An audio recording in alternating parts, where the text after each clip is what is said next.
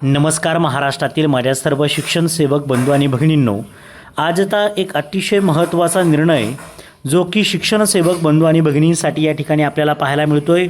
शासकीय निमशासकीय सेवेतून शिक्षण सेवक पदावर नियुक्त होणाऱ्या उमेदवारांची वेतन निश्चिती करण्याबाबत स्पष्टीकरण देण्यात आलेलं आहे। त्यांच्या वेतनामध्ये वाढ झाल्याचं आपल्याला एकंदरीत पाहायला मिळतंय। आपण जर विचार केला तर आपल्याला अशा पद्धतीने आपण थोडक्यात पहा, जे ऑलरेडी कुठं ना कुठंतरी जॉबला होते, इथे आपण जर पाहिलं तर पूर्व सेवेतील शिक्षक व्यतिरिक्त इतर विभागातील सेवा जसे की वर्ग 4 अथवा गड 4 मधून शिपाई, परिचर, पहारेकरी, कक्षसेवक व इतर गट ड पदावरून, तसेच वर्ग 3 अथवा गट क मधून लिपिक, तलाठी, ग्रामसेवक, पोलीस अंमलदार व इतर गट क पदावरून शासकीय निमशासकीय सेवेतील उमेदवारांची पवित्र पोर्टलद्वारे नियुक्ती होऊन असमान असलेल्या शिक्षण सेवक पदावर विहित पद्धतीने रुजू झालेल्या कर्मचाऱ्यांना सेवा जोडसह वेतन निश्चितीचे लाभ देण्यासाठी सदर शासन निर्णय लागू होत आहे। आता याच्यामध्ये जर आपण विचार केला तर याच्यामध्ये दिले पहा, त्यांनी उमेदवाराची पूर्वीची नियुक्ती गट क मधील आहे अथवा गट ड मधील आहे या बाबी विचारात न घेता उमेदवार नियमित नियुक्तीने कार्यरत होता किंवा कसे पूर्वीच्या पदावर स्थायी व लाभ प्रमाणपत्र प्राप्त करण्यासाठी ज्या अटी व शर्ती आवश्यक आहेत त्याची पूर्तता उमेदवार करीत आहे किंवा कसे शिक्षण सेवक पदासाठी केलेला अर्ज पूर्वीच्या कार्यालयाच्या सक्षम प्राधिकाऱ्याच्या पूर्व परवानगीने केला आहे किंवा कसे, तसेच पूर्वीची नियुक्ती व नवीन नियुक्ती यामध्ये बदलीच्या नियमानुसार अनुज्ञेय असलेल्या पदग्रहण अवधीहून अधिक खंड असू नये इतक्याच बाबी विचारात घ्यावयाच्या आहेत। आता इथे तुम्हाला एक लक्षात येईल, हे कोणासाठी आहे तर या ठिकाणी आपण जर पाहिलं बघा, लागू होत असल्यास कमी किंवा जास्त वेतन श्रेणीवरून आलेल्या म्हणजेच नियुक्त समान पदावर झाली नसल्यास सदर कर्मचाऱ्यांची सेवा जोड व वेतन निश्चिती कोणत्या टप्प्यावर करावी पहा।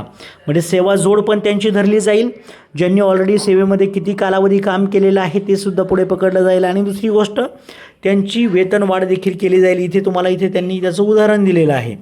समजा आता एक्झाम्पल दिलं, क्ष ही व्यक्ती S7 या वेतन श्रेणीत रुपये 25,200 इतके वेतन घेत असताना त्याची S10 किंवा S14 या वेतन श्रेणीत शिक्षण सेवक पदावर निवड झाल्यास त्याची वेतन निश्चिती S10 या वेतन श्रेणीतील किमान टप्प्यावर म्हणजेच रुपये 29,200 एवढी करायची, म्हणजे वाढ होणार त्याची ती। जर त्याची S14ला निवड झाली तर त्याची 38,600 या किमान टप्प्यावर त्याची इन्क्रीमेंट होणार आहे, लक्षात ठेवा। जर सदर व्यक्ती S7 या वेतन श्रेणीत रुपये 30,200 इतके वेतन घेत असताना त्याची वरीलप्रमाणे जर नियुक्ती झाली तर S10ने त्याला 31,000 या वेतन श्रेणीत 31,000 या पुढील टप्प्यावर वेतन निश्चिती होणे आवश्यक आहे, तर S14 या वेतन श्रेणीसाठी त्याची किमान टप्प्यावर वेतन निश्चिती होणे आवश्यक आहे। आणि हे खूप महत्त्वाची आणि IMP खरं तर त्यांच्यासाठी असणारी गोष्ट आहे। त्यांच्या वेतनामध्ये कुठेतरी आपण पाहिलं तर 16,000, 18,000, 20,000वरती ते काम करत होते। जर त्यांना 36,000 मिळाले, 30,000 मिळाले, 28,000 जर मिळाले तर 100% त्यांना त्यांच्या कुटुंबासाठी हा खूप मोठा हातभार असेल आणि त्याचा फायदा देखील आपल्याला पाहायला मिळेल। आणि दुसरी गोष्ट, सेवा जोडमध्ये देखील त्यांनी केलेली सेवा त्या ठिकाणी या GRच्या माध्यमातून काउंट होणार आहे।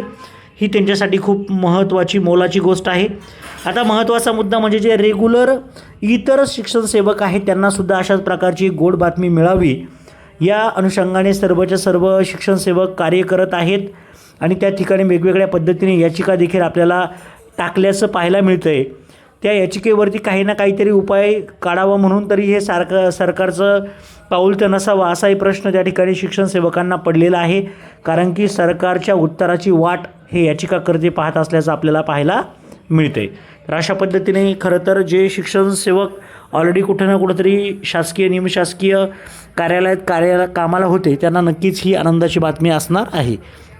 तर सर्व शिक्षण सेवकांना लवकरच गुड न्यूज मिळावी, त्यांना त्यांचं संपूर्ण वेतन मिळावं खऱ्या अर्थानं, आणि त्यांच्या वाट्याला आलेलं जे मोठा प्रश्न आहे त्यांच्या वाट्यामध्ये असं म्हणावं लागेल की तुटपुंच्या पगारावरती त्यांना त्या ठिकाणी त्यांच्या कुटुंबाचं त्या ठिकाणी संरक्षण करण्याचं देखील त्या ठिकाणी कमी पडता येते असं म्हटलं तरी चालेल। तर त्या गरजा कुठेतरी भागाव्यात या दृष्टीने त्यांचं काम व्हावं यासाठी त्यांना खूप खूप अशा शुभेच्छा। Thank you so much.